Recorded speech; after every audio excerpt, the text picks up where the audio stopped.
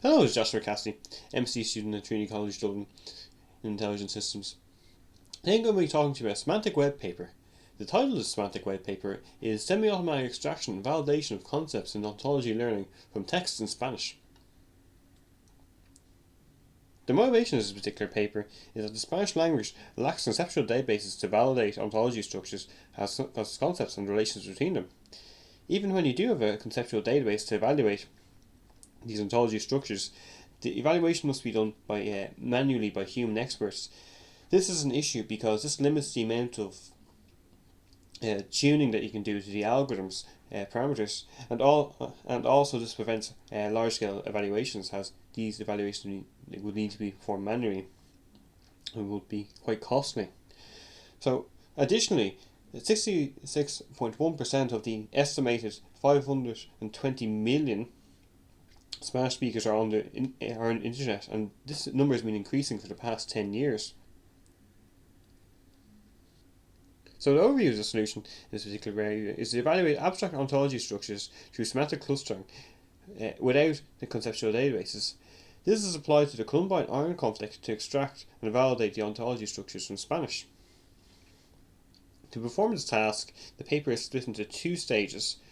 The first stage is vocabulary building. This involves text pre-processing, indexing terms, and the evaluation of the indexation process by using a gold standard. The second stage is to evaluate and extract concepts and relations by using semantic clustering, and then evaluating this clustering.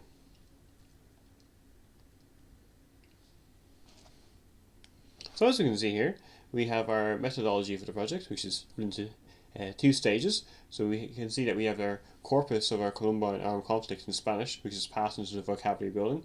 This text is pre-processed, indexed, and the indexation is evaluated. This builds up our vocabulary. And our vocabulary is then passed into our concepts and relation extraction, which is then clustered as documents semantically, or uses semantic clustering to cluster the vocabulary, and then these clusters are then evaluated, and out of that we get our relations and our concepts. So our vocabulary building first involves text pre-processing. Now what this involves is using named entity recognition to identify correlations accessing entities that are composed of more than one term, and evaluating this using a log likelihood test.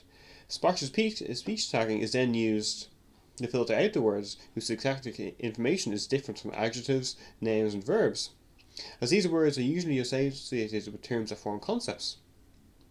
Text is then normalized to lowercase and lemmatized. Stop words, numerical characters, and special characters are then removed from the text, as well as punctuation. Terms with semantic related terms are then standardized, leaving a more informative description. For example, abbreviations are expanded. The terms are then indexed, and a number of statistical weighting methods were implemented to do this, to build a vocabulary of terms from the corpus. These being term frequency inverse document frequency, term frequency entry, the Ochoa et al. Work specified in the paper, and a proposed modification to the Ochoa et al. Work. The modification that the authors made to the Ochoa et al. Work was to quantify unigrams through an entropy scheme rather than using index frequency to quantify these unigrams. And the evaluation step of this involved creating a gold standard for the indexes for the indexation to be evaluated off. So as you can see here, we can see the evaluation of our vocabulary building. We can see each of the statistical weighting methods are run against the gold standard, such that we've calculated our measures. So we can see here that the Ochoa et al. Work has the highest recall level, but the modification to the Ochoa et al. Work has the lowest recall measure, but it does have the highest precision level and the highest F measure, and it was for these two reasons that this Ochoa et al. Modification was actually chosen to build the vocabulary of this project that will be used in the subsequent section. Now onto the concepts and relations extraction. This is where the vocabulary that is created in stage 1 gets passed into. Semantic clustering is used to group the text together into concepts by using the relations implied in the corpus. The semantic clustering is done by implementing the latent derelict allocation and the directed Louvain. The metrics that were used to evaluate the results of the clustering of these documents was the overlap, the similarity, and the densities of these clusters. Additionally, the corpus was in the 70% training data and 30% testing data that was used to evaluate the latent derelict allocation and the directed Louvain models. So as you can see here, we can see the evaluation of our stage 2. We can see our different metrics. So our dunes index is our density metric. Our overlap measure is how much the clusters overlap. And the adjusted Frand index measures the similarity of the clusters. However, to actually calculate this measure of the adjusted Frand index, a manual reference set of cluster documents was needed to be set up to calculate this. So this is another reason why this process is only semi-automatic.